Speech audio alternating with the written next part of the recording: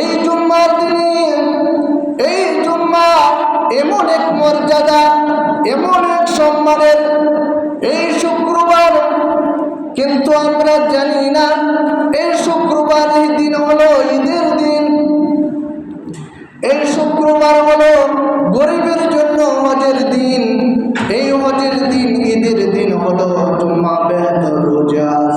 জুম্মা সমস্ত দিনের মধ্যে উত্তম, কিন্তু এই ঈদ আমরা মানি না। শুধু ঈদের সময় দেখা যায় নামাজ পড়ার পরে দেখা যায় একে অপরে দেখা যায় মুআনাকা করে, কোলাকুলি করে, মুসাফা করে, কিন্তু শুক্রবারে এই কাজগুলা করে না। এটা হলো নবীর সুন্নাত।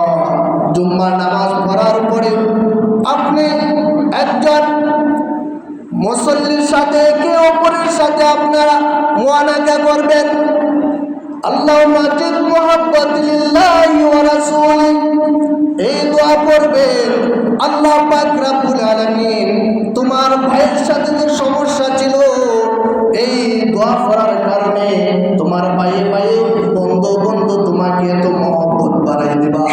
আল্লাহ পাক রব্বুল আলামিন যে ঝগড়াঝাটি ছিল তোমার ভাইয়ের সাথে মুআনাকা করার কারণে আল্লাহ পাক রব্বুল আলামিন একে অপরের প্রতি আল্লাহ মহব্বত ঢুকাই দিবা। আর শুধু তাই নয়, আল্লাহ তোমাকে বড়লোক বানিয়ে দিয়েছেন। তোমার গরিব ভাইকে জিজ্ঞাইবা, ও গরিব ভাই